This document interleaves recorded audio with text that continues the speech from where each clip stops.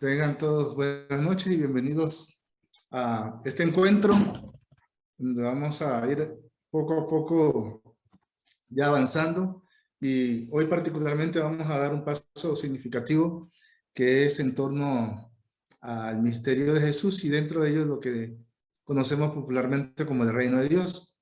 Este tema lo vamos a desarrollar entre dos frailes, mi persona y Fray Jonis, que es el que va a dar la segunda parte de este bloque temático y que pues nos va a permitir a nosotros poder compartir con ustedes el material.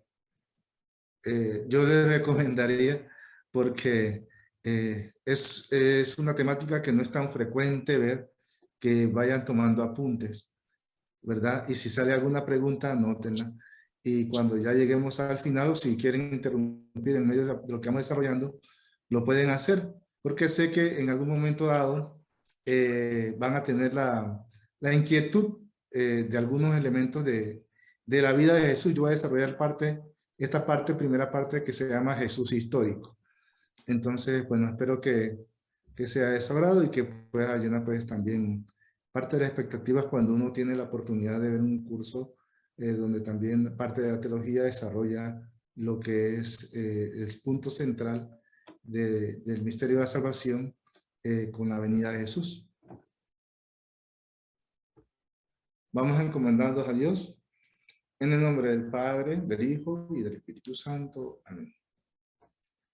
Te pedimos, Señor, que en este momento que nos das la oportunidad de encontrarnos con tu misterio, con tu vida, en medio de nosotros, nos permitas y nos ilumines para que podamos también encontrarnos contigo y poder seguirte fielmente en el rostro auténtico que tú nos mostraste y que el Padre también te encomendó expresar y conocer. Permítenos también a nosotros, una vez más, poder servirte, conocerte, amarte, y que nos permita todo esto bajo la iluminación de tu Madre, la Santísima Virgen, tú que vives y reinas por los siglos de los siglos. Amén. En el nombre del Padre, del Hijo y del Espíritu Santo. Amén. Como ya decíamos, hoy vamos a tener como temática de fondo el reino de Dios. Y vamos a verlo desde estas dos perspectivas: el Jesús histórico y la práctica liberadora de Jesús. Vamos a permitirnos entonces, como ya poco a poco hemos ido insinuando, a través de donde vamos a permitirnos entonces hacerlo desde el misterio de la salvación. El plan divino de la salvación. Aquí estoy usando toda la temática que voy a desarrollar hoy. La voy a dejar un ratito por si la quieren apuntar. Ahí están los puntos 1, 2, 3 y 4. El 1 es el plan divino de la salvación. El 2 es la misión trinitaria desde la familia terrenal de Jesús. El 3 es el anuncio del reinado de Dios. En los desgloses que vemos allí, experiencia discipular, los milagros como signo eficaz del reinado de Dios, la primacía del reinado como bondad, la base antropológica franciscana y el sueño francisco, y las parábolas que anuncian el reino. Y por último, el reino vivido como comunidad discipular a imagen de la Trinidad. Ese es los puntos fundamentales que vamos a desarrollar hoy. Bueno, dentro del plan divino de la salvación, uno se pregunta en el encuentro de Dios con la humanidad y después de haber hecho la creación y el mundo que se va desarrollando, lo que conocemos como en el Antiguo Testamento, la llegada de Jesús marca un antes y un después, no solamente para la historia, sino también para la humanidad entera. Y entonces dentro de ese plan, que es el plan divino de la salvación, yo voy a exponer sobre estas dos citas bíblicas, sobre Colosenses del 1 al 15, 1:15 y Juan 3:16. Entonces cuando nosotros vemos en el inicio de la creación, vemos que Dios crea todo, pero en eso que Dios crea todo, también el que encabeza la creación, la primera criatura, es Jesús. Y por eso San Pablo en Colosenses declara que en este himno cristológico tan bello que me gusta mucho, que es de Colosenses, es en capítulo 1, nos refiere que la imagen de Dios invisible es Jesús. Y Jesús es el primogénito de toda la creación. O sea que cuando se sacó, si hablamos antropológicamente, la teología antropológica habla sobre la creación del ser humano, uno se pregunta, ¿y el modelo del ser humano cuál fue? El modelo del ser humano es Jesús, que es el primero que encabeza la creación. Por eso Colosenses dirá entonces que es el primogénito, es el primero que encabeza toda la creación. Y por eso nos permite a nosotros descubrir entonces que Él es el que dirige este mundo creado. Y luego el Evangelio de Juan, en su capítulo 3:16, dirá entonces que tanto amó Dios al mundo que entregó a su Hijo, que envió a su Hijo único, para que quien crea en Él no se pierda, sino que tenga vida eterna. Entonces, en el diálogo trinitario que hay, se envía a Jesús para que dé muestras de lo que el Padre, la capacidad de amor por la humanidad del Padre, para mostrar. Y con esto yo quiero que ustedes puedan anotar, más adelante lo vamos a ver, dos cosas que son fundamentales. ¿Por qué viene Jesús? ¿Verdad? Y lo vamos a ver a continuación. Porque ¿cuál es la razón por la cual Jesús viene? Claro, en el ámbito teológico tomista se dirá que Jesús viene para acabar con el pecado, por el pecado del ser humano. Pero un gran teólogo nuestro, franciscano, que se llama Duns Scoto, dice que no, que la razón fundamental de la venida de Jesús no puede ser algo negativo, no puede ser el mal, sino que tiene que ser el bien. Y la razón fundamental de la venida de Jesús es el amor. Es lo que mueve a Jesús a venir. Por eso la cita anterior ya nos lo va describiendo. Es el amor que tiene el Padre, el Hijo y el Espíritu Santo el que hace posible que Jesús venga. Ahora, hay una pregunta que subyace, ¿verdad? Entonces, quiere decir que si el hombre no hubiera pecado, Jesús hubiera venido. Los teólogos franciscanos dicen que sí, que en el plan de Jesús, el plan de Dios trinitario, siempre fue manifestar lo más cercanamente y evidentemente el amor de Dios. Y esa es la razón y el motivo fundamental, el objetivo de la venida de Jesús. Este motivo, que es el amor, tiene dos elementos fundamentales. Es uno, mostrar el amor del Padre, y dos, anunciar con su vida el reino de Dios, la venida del reino de Dios, e inaugurar la presencia del reino de Dios entre nosotros. Eso creo que es los dos carriles de perspectiva, los dos rieles que nos dan la apertura a nosotros para ver entonces la razón del Jesús histórico que vamos a ir desarrollando. De ahí vamos a ir enriqueciéndolo, pero son estos dos elementos fundamentales para poder desarrollar lo que vamos a ver más adelante como Jesús histórico y el reino de Dios. Bueno, y ustedes verán, el segundo elemento está directamente vinculado con ese propósito, que es el reinado de Dios. ¿Verdad? Hasta aquí está claro lo que vamos desarrollando, porque esto no es tan frecuente de verlo, porque yo le estoy introduciendo también la teología franciscana, ¿verdad? Si ustedes ya vieran la teología tradicional de la iglesia, pues podemos verlo de otra manera, pero en la perspectiva nuestra esto es fundamental.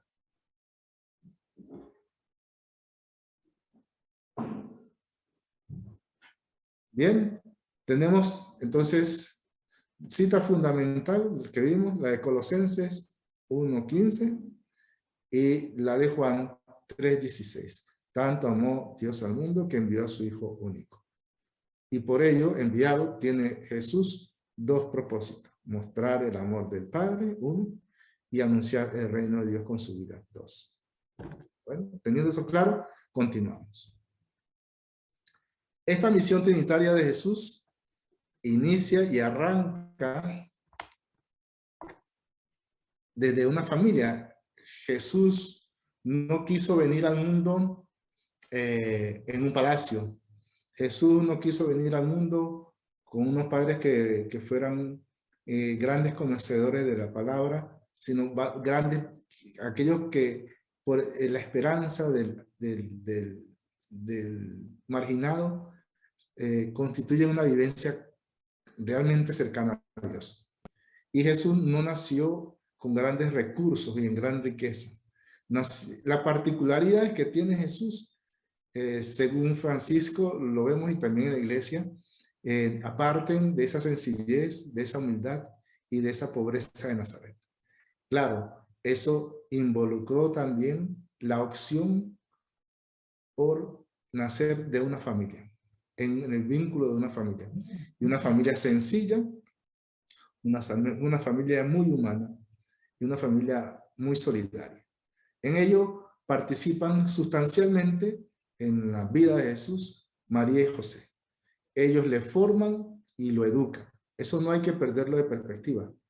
Desde los valores tales como el trabajo, la justicia y la solidaridad, ¿sí?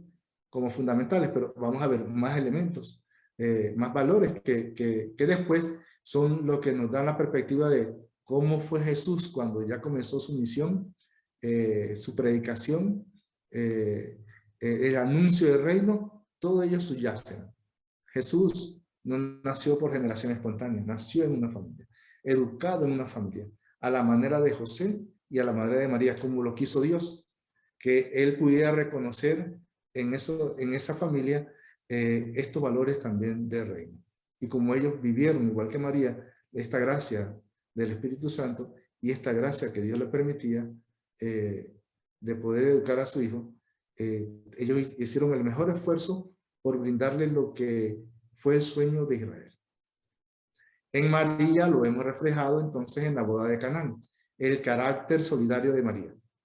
El carácter de María en la boda de Canaán, que nos anuncian que ella tiene gran preocupación por aquellos que tienen una situación frágil, una situación que necesitaba de su ayuda. Entonces, ella le dice simplemente, esa es tu misión. Y lo dice de una manera muy expresiva, dice, hagan lo que él les diga.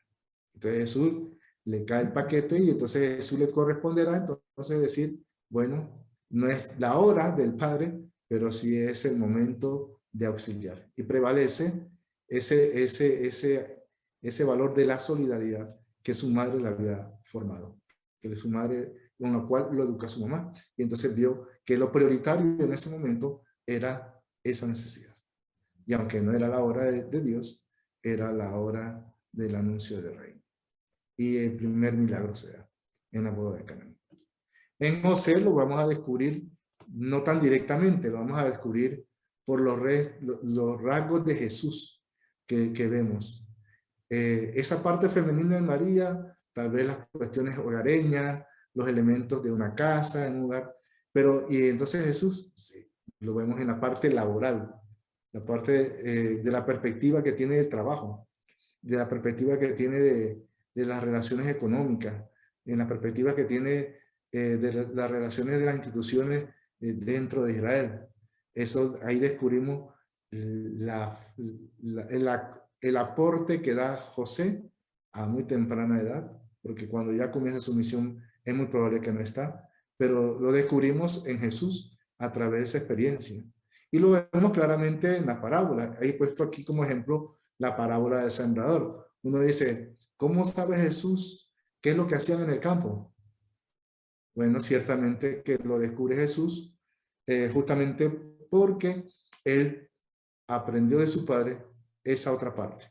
La parte del hombre que trabaja, del hombre que se esfuerza por llevar el pan y el sustento al hogar, el hombre preocupado por los que realmente se van desempeñando en búsqueda de mejores condiciones de vida. Entonces, esa es la otra perspectiva.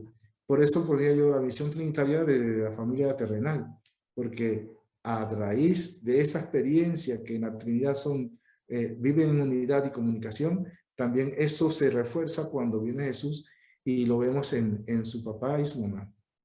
Y en ese carácter que se va desarrollando, que se promovió en Jesús niño y que más tarde lo vemos desempeñarse cuando está ya en la misión.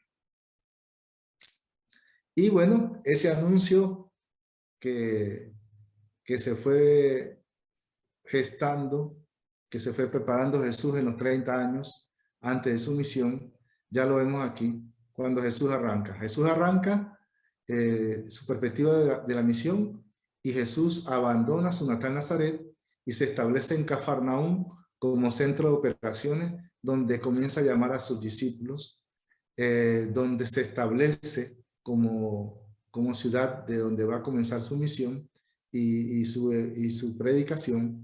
Y entonces vamos a ver que desde allí, desde esa ciudad de Cafarnaúm, él tiene esa experiencia. Claro que vamos a ver en esa experiencia del anuncio unas particularidades, y yo la describo así: la experiencia discipular.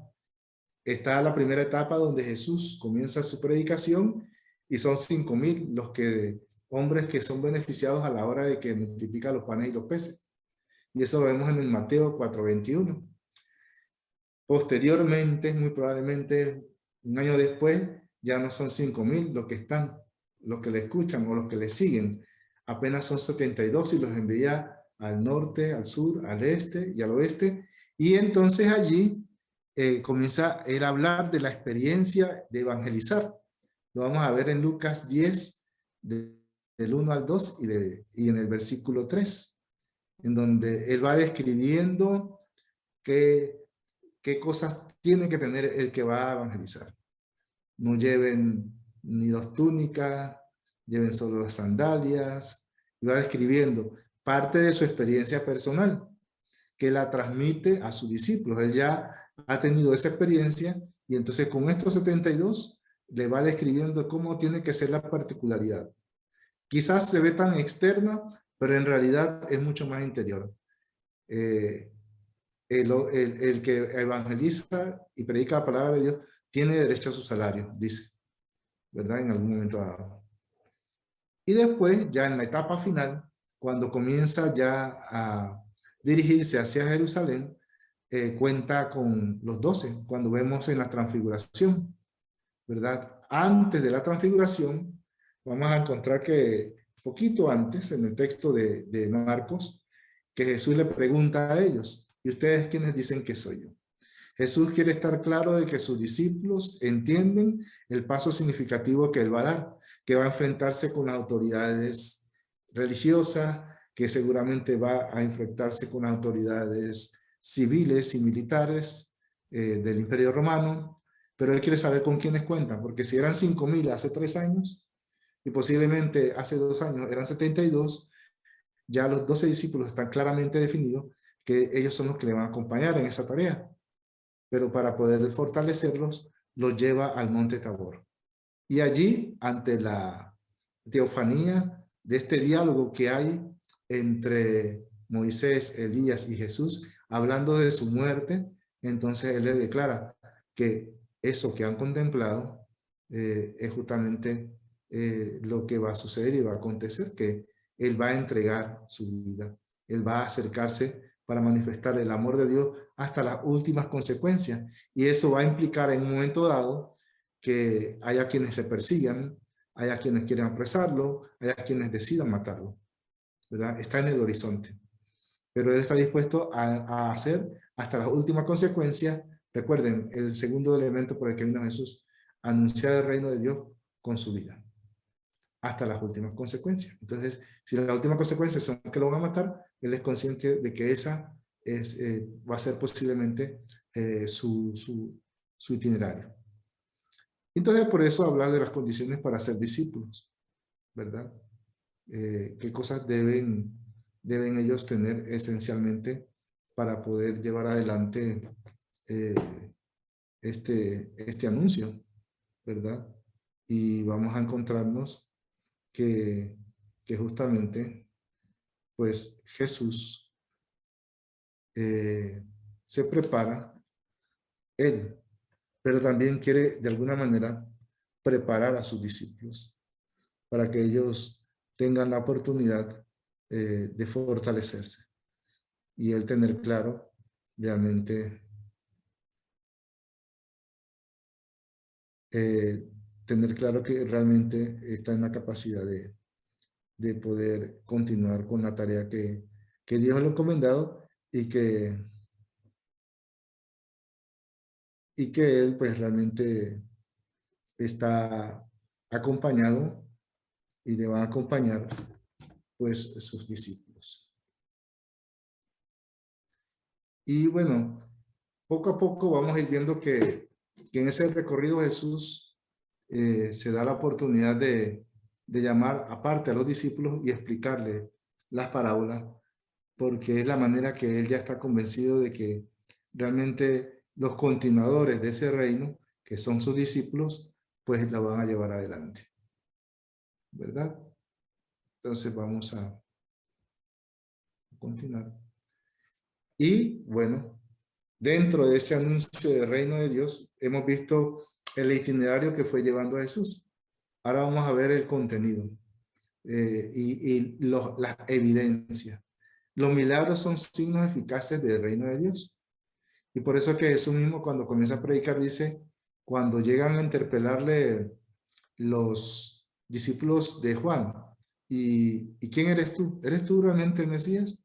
Entonces él le responde sin decir si sí o no. Dice, los ciegos ven, los cojos andan y comienza a dar los signos del reino. Para hacer evidente no solamente que él como persona es el Mesías, sino que el Mesías trae un reino que transforma, que cambia, que da esperanza al pueblo de Dios de esa transformación. Y por ello vamos a darnos cuenta que dentro de eso, la característica que está en el origen de la creación, que está en el ser humano, que está sembrada en el hombre, es la bondad. De la primacía en el reinado de Dios, de esa bondad de Dios, transformadora.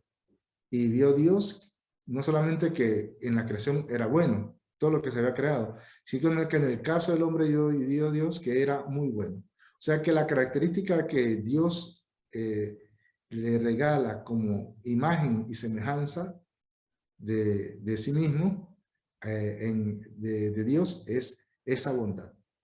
Y entonces el reino se transforma en la bondad. ¿Y qué hace evidente la bondad? Los milagros, las conversiones, la transformación de esa sociedad al corazón de él. Y por eso las parábolas anuncian el reino. Cuando hablamos de las parábolas, nos vamos dando cuenta que son como la particularidad de los relatos de Jesús, de sus palabras, que más son características de él. Y dentro de todas las parábolas, el 95%, casi todas, hablan sobre el reino. La urgencia, la prioridad del reino. La prioridad de esa justicia y de esa solidaridad como fraternidad universal, evidenciada como un banquete. Entonces vamos a ver que ahí se van dando entonces cuenta, uno se va dando cuenta que el reinado de Dios tiene una particularidad.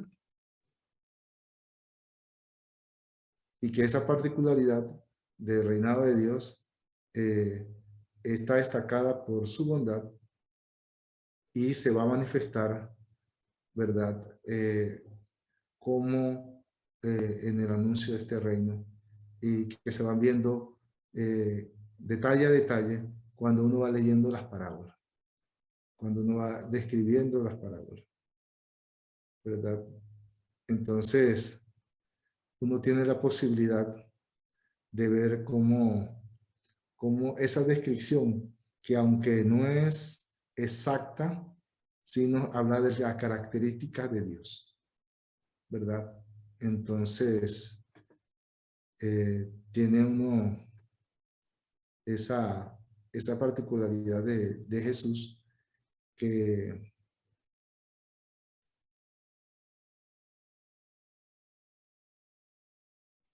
nos describen las parábolas, que es su reino. Y lo importante que es para Jesús, que ese reino comience a tener ya carne. Y bueno, aquí en esta cita de Mateo 13, del 1 al 9, que nos describe la parábola del sembrador, cómo Dios va sembrando y cómo va describiendo cómo llega ese reino al hombre. Claro que todos hemos sido creados a imagen y semejanza, y esa imagen es reflejo de nuestra fisonomía, y esa semejanza en virtud de la bondad que está en nuestro corazón, que es reflejo de lo que Dios sembró y lo que está allí. Entonces, él se da cuenta que el ser humano, todos eligen, y el reino no es obligado, y el reino es algo en el cual participamos, invitados todos, pero libre y voluntariamente. Y también que algunos lo acogen, pero las particularidades de la vida, los afanes de lo que encuentran, los distraen y no hacen que pueda optar, no todos puedan optar por el reino. Por eso en el versículo 9 dice, y el que tenga oídos que oiga, o sea, que el que presta atención, el que le dé importancia, el que esté interesado, el que quiere colaborar, pues ese es el que va a escuchar. Y bueno, como ya habíamos dicho, ahí también vamos viendo cómo en algún momento también los mismos discípulos le preguntan a Jesús qué significan estos signos. Quizás esta es una de las parábolas que menos necesita explicación porque se describe en ella, pero hay un momento dado en que los discípulos mismos piden que se dé explicación.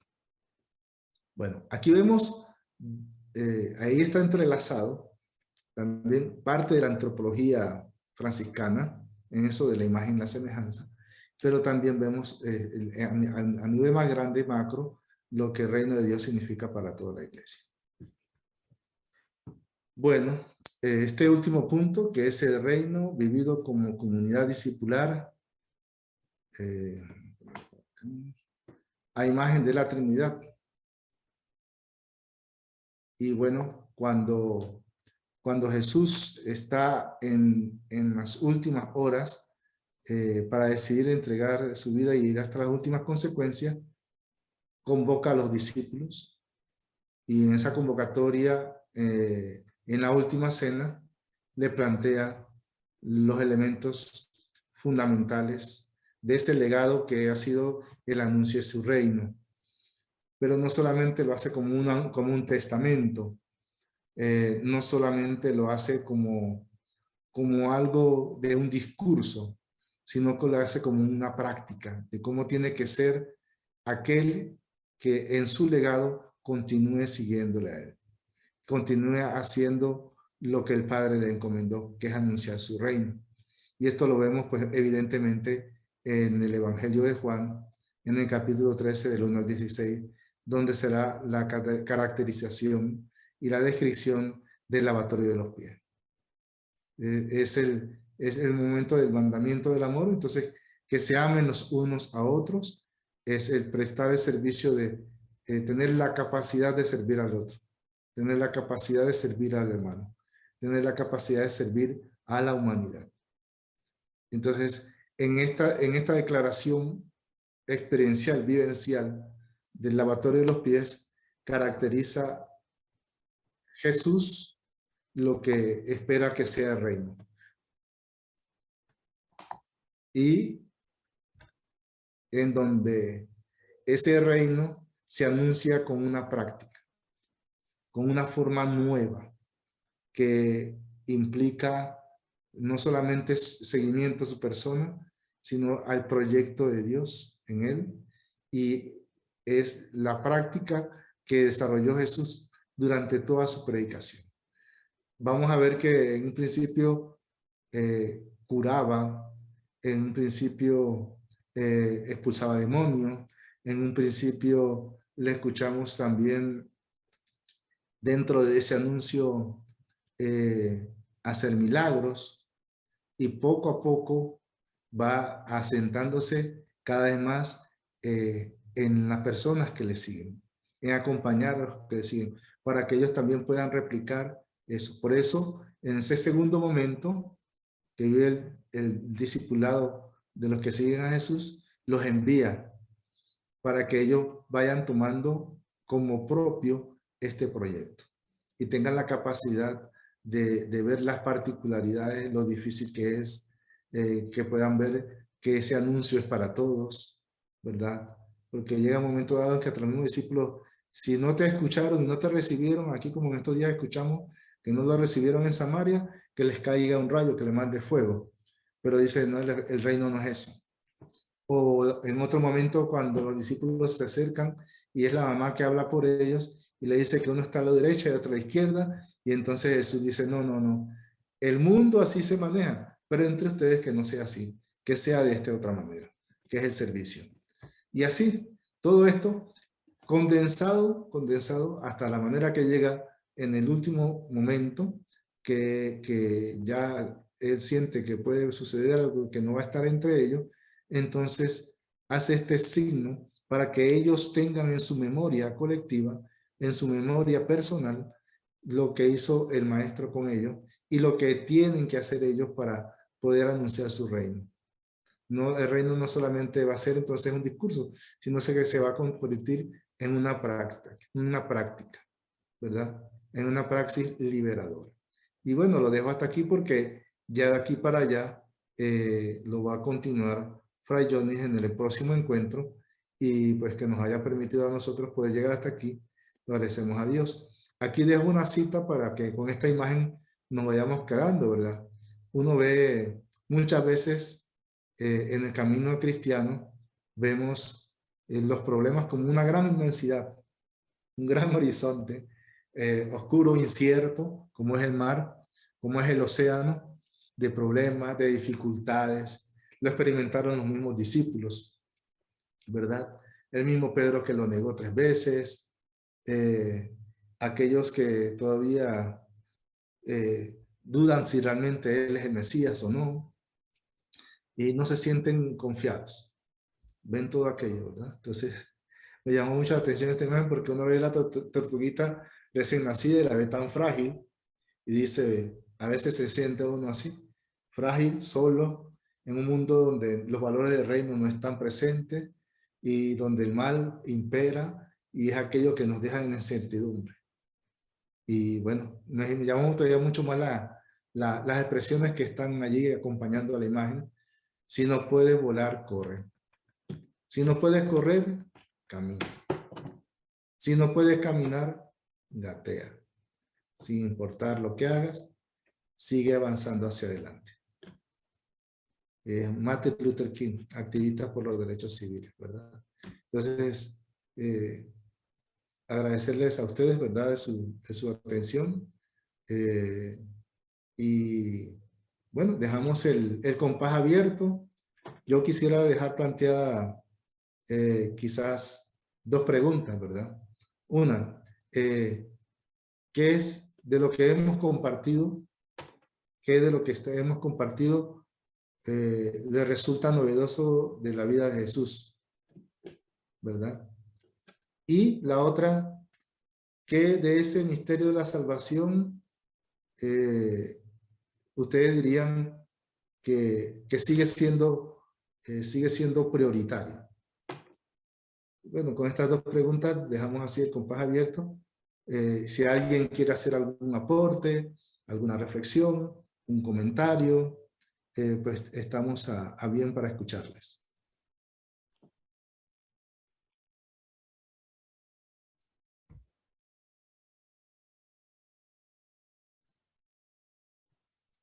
¿Verdad? ¿Qué de lo que hemos visto de Jesús le llamó más la atención? Pase bien, Fray José. A mí me llamó la atención en el punto 3 del anuncio del reino de Dios, cuando Jesús abandona pues su pueblo natal, Nazaret, y se establece en Cafarnaúm, cómo él inicia pues su peregrinar, inicia con 5,000 hombres y luego va bajando a 72 discípulos y luego termina en 12 discípulos. Lo que me dice a mí que pues es difícil seguir el seguimiento a Jesús, es bien difícil. No imposible, pero bien difícil, porque ya vemos cómo desde el inicio él tuvo, ¿verdad?, tanta audiencia y con cuántos terminó.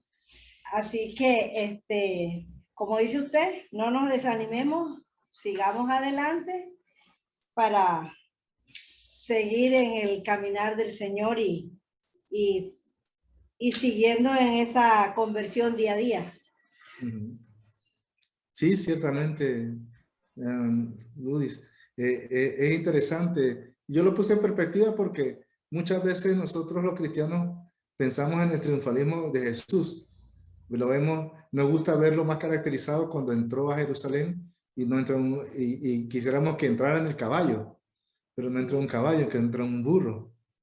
Y muchas veces nos decimos las grandes multitudes que se agolpan. Sí, realmente. Pero la pregunta es, ¿todos están claros y convencidos de lo que va a hacer Jesús? Entonces nos da la oportunidad de darnos cuenta que sí, algunos tenían en su perspectiva de Jesús otras aspiraciones que no eran las de Jesús, mucho menos las de su reino. Por ejemplo, eso nos ocurre también en la iglesia. A veces pensamos que la iglesia puede estar llena, pero que todos tengan claro cuál es el proyecto de Dios, no es lo que se ve más frecuente. Y a veces nos desanimamos porque decimos, sí, quedamos un poquito, somos tan poquitos que no podemos hacer nada. Y somos tan adultos mayores algunos, en algunas parroquias ya casi no se ven jóvenes, no se ven niños, pero no dice, eso que me corresponde a mí, no lo puede hacer nadie más.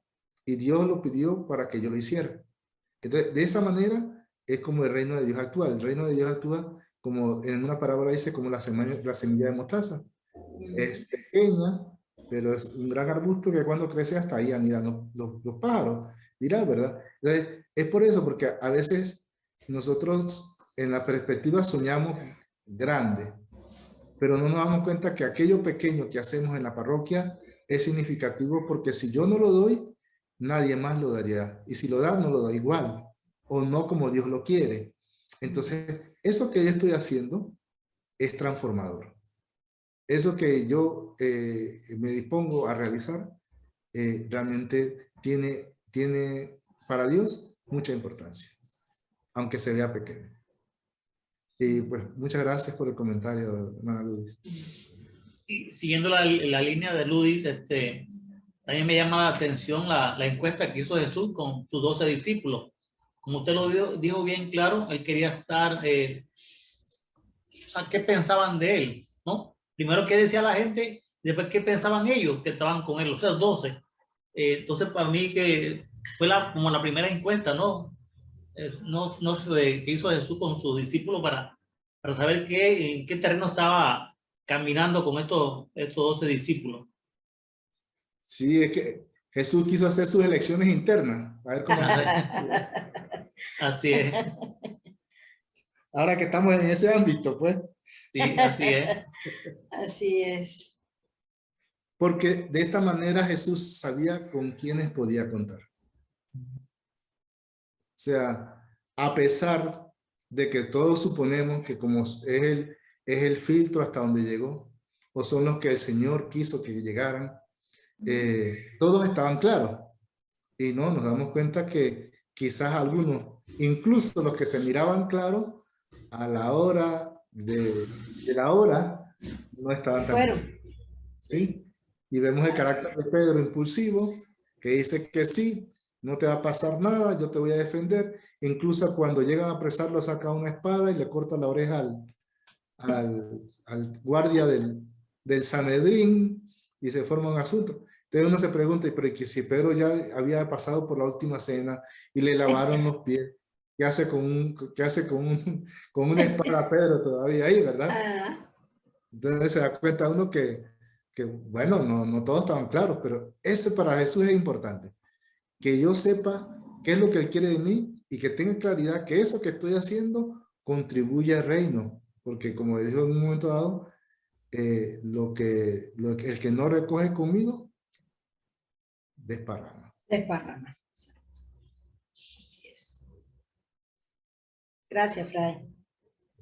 Bueno, nos comenta la hermana Gladys Ortega, dice, cuando hablamos del reino de Dios, muchas veces sentimos que es inalcanzable, pero siento que ha abierto en libertad, sí, ciertamente, sí. Eso es importante. O sea, Ese reino de Dios a veces uno puede verlo muy utópico, teórico, ideal, pero el reino de Dios es eso que yo hago en virtud de crecimiento para los hermanos, en virtud de crecimiento de la palabra de Jesús, en virtud de crecimiento de la iglesia como tal. Entonces no es que no sea algo que no lo vea.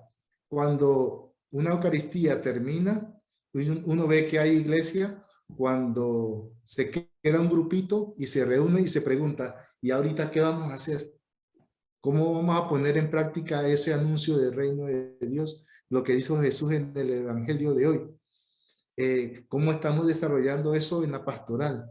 ¿Qué de eso que estamos desarrollando juntos hicimos consenso y lo estamos valorando de esta manera para que se lleve al objetivo que queremos, que es que eso se transforme la comunidad, transforme la familia tal, transforme el barrio tal y sea impregnado de la vivencia y la forma de ser de Jesús? Eso es reino de Dios. El que fue a misa y se cumplió y ya no, se cortó esa parte de hacer presente el reino de Dios. Él mismo no quiso participar.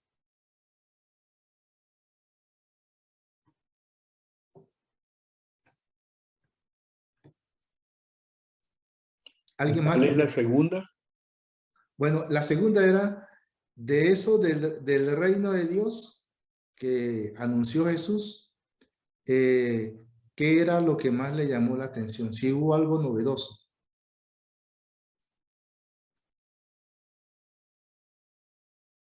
Porque en primera instancia hablamos de la particularidad del mismo Jesús, pero ahora sobre su reino. De eso que plantea Jesús como reino. ¿Hay algo novedoso? ¿O hay algo que quizás para mí no lo había visto de esta manera?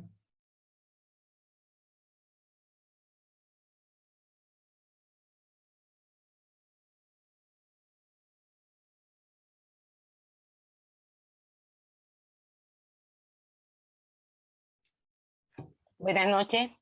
Buenas noches, Lisette. Gusto. Paz y bien a todos. Bueno, Sí. yo allí en cuanto, primero iba a participar en la primera, pero le voy a unir las dos ideas que tengo. Para mí novedoso fue de verdad, como uno trabaja con niños, a veces uno habla de la familia de Nazaret. Y para mí fue novedoso la manera en que usted ahorita explicó cómo hablar de José. O sea, uno dice, la familia de Nazaret fue perfecta, ¿no? Pero para niños, ¿cómo aterrizar con ellos? Y me gustó la explicación que usted dio en cuanto al sembrador, o sea, la vida cotidiana, cómo José participó en esa vida cotidiana de Jesús y que se ve reflejado en cada una de las parábolas que él transmitía, ¿no? Porque para eso tenía que tener conocimiento. Esa es una, eso para mí fue novedoso, de poder llevar eso y poder transmitir ahora esos conocimientos. Entonces, lo otro lo resumí como una idea que tenía aquí escrita, desde lo que usted dijo al principio, que Jesús vino por amor y que este amor nos debe llevar a ser solidarios y empatizar con los demás, ¿verdad? No quedarnos solo en la solidaridad, sino también tenemos que ser empáticos con esos hermanos. Pero para ello, es lo que ustedes acaban de señalar, tiene que haber un cambio, una transformación de cada uno de nosotros. Entonces, es lo que Jesús le presentaba a través de los discípulos. Entonces, esa era la intervención y mi inquietud. Gracias, Fray. A ustedes, gracias. Sí, ciertamente sí. Creo que muchas veces cuando uno ve la parte histórica de Jesús, hacemos poco acentuación quizás hasta la infancia o adolescencia de Jesús, y ya después nos metemos en el Jesús ya de lleno, en el que ya comienza a anunciar y a hacer milagros. Pero esa parte que fue fundamental en Jesús, esos 30 años, significaron una preparación. A veces hacemos acentuación en que Jesús se prepara, pero no vemos cómo ese legado de la persona de María y ese legado de la persona de José inciden en la humanidad de Jesús para que cuando actúe ya como el Mesías se vean los rasgos típicos heredados. Nosotros cuando un niño nace, lo primero que llega uno a ver de ese niño es a quién se parece. si se parece al papá, si se parece a la mamá, y conforme el niño va creciendo, dice, no, no, no, físicamente se parece al papá. Como no, no, no, físicamente se parece más a la mamá, pero el carácter y la personalidad que tiene es como la del papá. Entonces, uno hereda no solamente rasgos biológicos, uno hereda también la psicología, la manera de ser, el ambiente donde se envuelve su familia, y eso indiscutiblemente que incidió en la humanidad y en el Jesús histórico que vemos después. Cuando uno ve a Jesús con el temperamento fuerte y decidido, o dice, o fue de María o fue de José. De ellos dos, esos rasgos él vio. Claro que la gracia del Espíritu Santo le da un plus, por decir de alguna manera, pero esa vivencia de él personal, quizás ya no la vemos tanto porque no tuvimos la oportunidad de ver a Jesús adulto, cómo se relacionó con su papá. Pero sí vemos cuando llegan a buscar y le dicen que es María, y entonces él hace una expresión que pareciera que denigrara o menospreciara a María, y más bien la exalta más, porque exalta que no solamente fue su mamá, sino que más allá fue su discípula. Pero lo que no dice Jesús es que de alguna manera también tuvo que haber sido su maestra, o tuvo que haber sido José su maestro. Entonces, esa parte del Jesús histórico es bien interesante, porque son unos rasgos que podemos ir, en el caso de José no tan directamente, pero sí podemos ir intuyendo qué cosas del trabajo de un hombre o del trabajo del campo él pudo haber visto de José y que él lo aprendió. Hay cosas, por ejemplo, de su mamá, que pudo haber aprendido. Por ejemplo, cuando Jesús habla en una parábola, cómo se hace la masa del pan. Dice las cantidades y dice casi da la receta de cómo se hace un pan. ¿Eso quién se lo enseñó? Seguramente que lo observó de su mamá o lo observó en su predicación, poniendo en detalle qué hacen las mujeres en el hogar. O como aquella que pierde la moneda y le encuentra qué hace. O sea, la gente se siente conectada con Jesús porque Jesús pone de relieve lo que ellos viven cotidianamente y lo que él vivió cotidianamente. Ajá, correcto. Gracias, Fray. Muchas gracias, Lisette, por iluminarnos porque nos da la oportunidad de ampliar más este elemento que es bonito.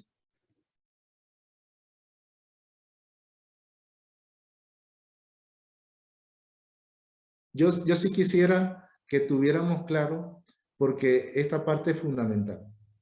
Y es, Jesús vino por amor, pero vino con dos elementos fundamentales. Mostrar el amor del Padre hasta las últimas consecuencias y anunciar el reino de Dios, pero el estilo de Jesús es anunciar el reino de Dios con su vida, ¿verdad? Y en esa parte, pues lo dejo allí porque es la parte que Fray Johnny nos va a profundizar un poquito más. Todavía hay espacio por si alguien más quisiera decir algún aporte, hacer algún comentario, iluminar. Tenemos quizás unos 10 minutos más para poder compartir y enriquecer. Recuerden que estos elementos que no son tan comunes, digamos, de verlo, porque a veces uno escucha una homilía y no se va a poner a ver con tanto detalle cada punto, cada cosa, pues es importante que lo tengamos profundizado y claro, para que lo podamos manejar en el uso corriente cuando ya hablemos del reino de Dios. Ya sabemos que no es una cuestión teórica para Jesús. Para Jesús es una cuestión bien práctica. Tiene que ver con su vida, la forma de su estilo de su vida.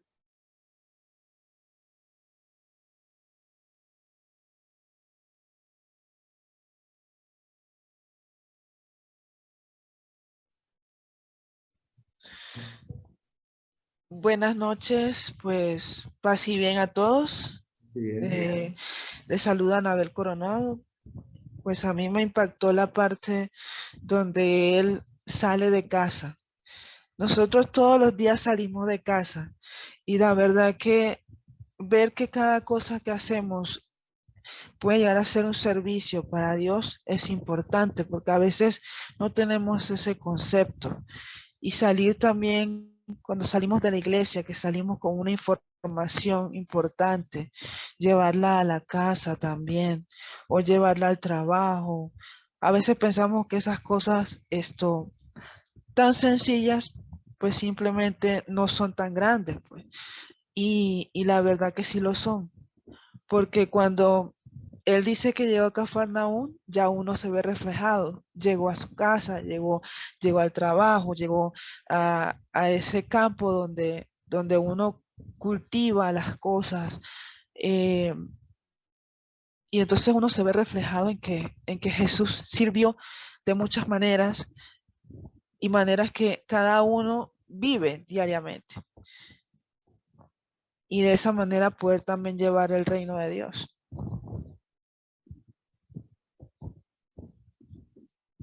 Sí, y de esta parte es bien interesante porque recordamos que algunas veces los evangelios mencionan que Jesús retornó a Nazaret y tomó el libro de las Escrituras y anunció y dice, hoy se cumple esto que está aquí. Y entonces los mismos coetáneos y lo agarran y quieren hacer algo con él. Pero nos damos cuenta entonces que lo conflictivo que resultaba para Jesús, el hecho de que en su propia tierra, en su propio pueblo, era complicado hablar sobre el reino de Dios. Y por eso uno puede explicarse por qué de alguna manera Jesús prefirió salir de Nazaret y ubicarse en Cafarnaúm, porque realmente él necesitaba hacer su propio camino, hacer su distante quizás de sus familiares, comenzar esta nueva etapa de su vida y comenzar a hacer el anuncio. Por eso vemos que entre los primeros discípulos son pescadores, porque es la labor que desempeñan los que están a la orilla del lago, como este pueblo de Cafarnaúm. Y quizás a veces en los evangelios uno escucha de lo que hace Jesús aquí, hace Jesús allá, pero no se imagina que él se trasladó de ahí de Nazaret y acá en Cafarnaúm comenzó. Tanto que cuando llega allá a Nazaret, le reclaman sus coetáneos que por qué no hace milagros como los que hizo en Cafarnaúm. Entonces dice, porque aquí no hay fe. Porque ha faltado ese elemento que es fundamental. Entonces nos damos cuenta que Jesús pues tenía claro que las implicaciones que tenía empezar no en su lugar, sino en otro lugar, y que quizás le dio el impulso para poder desarrollar todo lo que hizo. Y cómo toda esa perspectiva de regresar a su tierra es para hacer énfasis de que este reino, aunque sea difícil, allí. ¿Por qué? Porque a veces a uno le puedo anunciar a gente que piensa, voy a hacer la misión y anunciar el reino en China, en África o en otros lugares. Pero donde a veces es más complicado y es difícil es en la familia. Y más complicado y es difícil con los amigos, que no entienden el carácter de este anuncio del reino. Y bueno, es una batalla que todos hacemos, la familia que sea. En nuestra familia, en mi familia, a veces es complicado. Hasta mis hermanas, tengo una hermana que es complicada. Ella toda la vida la hizo con la de María Inmaculada, pero ¿qué cuesta llevar la misa? Entonces, bueno, pero es justamente como decía Anabel, o sea, parece que no, pero lo que hacemos incide. Solo el hecho de que yo vaya a misa, solo el hecho que esté integrado en un grupo, solo el hecho que yo dedique tiempo a una labor pastoral es transformador. Y cuando la tengo clara en mi vida, es mucho más. Porque tiene perspectiva y tiene una dirección hacia dónde va.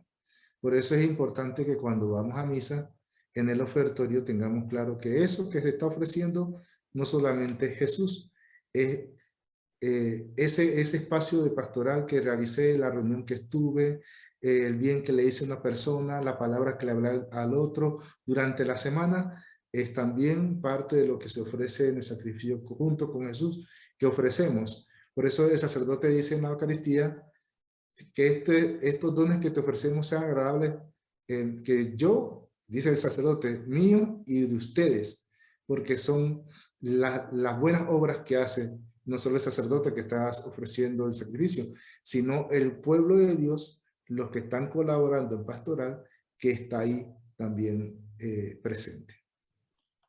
O sea, hay una pregunta ahí Sí. sobre el Evangelio de Juan, ¿verdad? Ajá. Una Con el pregunta. milagro del capítulo 2 de la boda de Caná. Sí, la boda de Canaán. Sí, es una pregunta interesante porque cuando en la boda de Canaán Jesús le interpela a María y le dice, no es mi hora, ella simplemente deja la decisión a Dios. Pero ella sabe lo que ella sembró. O sea, María es consciente de que ella formó a Jesús y le enseñó unos valores. Entonces, ella interpela por eso que es como madre, interpela por esos valores del reino que ella sembró en su hijo. Entonces, tú sabes lo que de alguna manera lo habrá dicho, pero es lo que yo le veo reflejado. Tú sabes lo que yo te he enseñado y cómo te he enseñado a ser solidario. Frente a Dios y frente a eso que te enseñé, ¿qué decides tú? Y entonces cuando Jesús opta por hacer lo que evidentemente, iluminada por el Espíritu, hace hincapié María. Y entonces por eso, aunque no es la hora, Jesús cede porque se da cuenta que hay una conexión entre lo que Dios quiere como primer anuncio, y lo que María indica, que es el momento de ser solidario y de auxiliar al que necesita. Exactamente, Eida Rodríguez. Es la primacía de esa práctica del reino de Dios que interpela. Y es la bondad que sembró que ella garantiza, entonces que lleve eso. Exactamente. Y nos enseña la obediencia. Bueno, parece que sí, van hilando lo que vamos compartiendo, ¿verdad? Van hilando ahí fino. Y me alegra mucho pues que estos elementos que estamos compartiendo puedan iluminar su práctica personal y también pastoral y que le dé mayores luces para ese servicio que prestamos todos al reino de Dios. Bien, gracias José.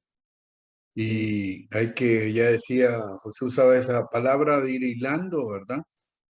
Aquí estamos dando solo pautas cada mes de contenido, que la intención es que el otro año, primero Dios, tengamos cursos más intensivos de acuerdo a los intereses y formaciones en nuestro caminar pastoral.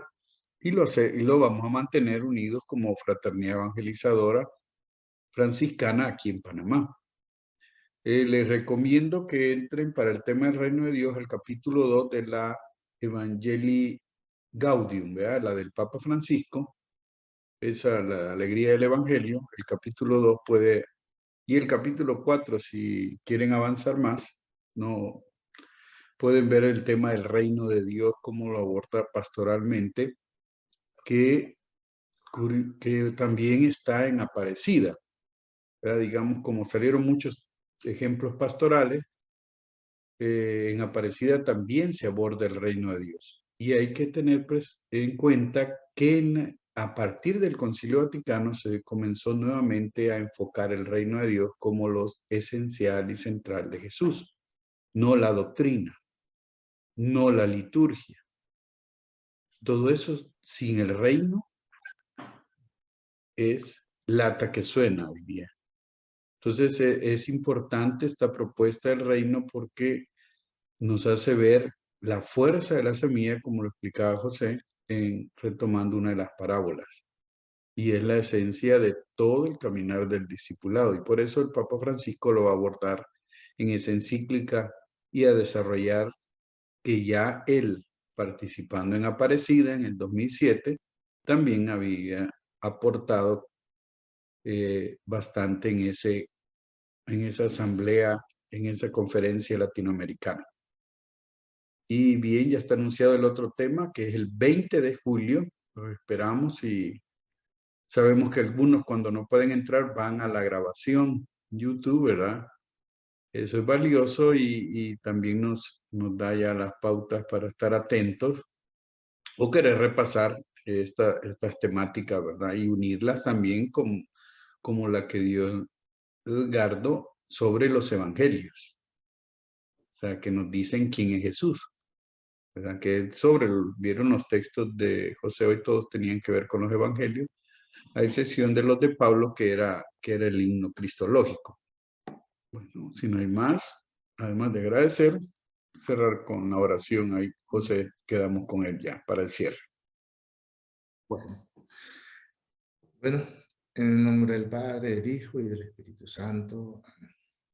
Te agradecemos, Señor, por este caminar que hiciste en medio de nosotros y que nos mostraste cuánto nos amabas tu Padre. Que hoy también en nuestros hogares podamos sentirnos complacidos de la muestra que nos regalas a través de nuestros familiares, nuestros seres queridos, los hermanos que tenemos colaborando también en el caminar pastoral, que nos siguen apoyando y fortaleciendo en nuestras dificultades, y que al concluir este día pueda seguirnos bendiciendo y fortaleciendo para poder servirte según tu reino. Tú que vives y reinas por los siglos de los siglos. Amén. Quedamos en esta presencia de Dios en el nombre del Padre, del Hijo y del Espíritu Santo. Amén. Bueno, a todos muchas gracias y bueno, nos vemos el 20.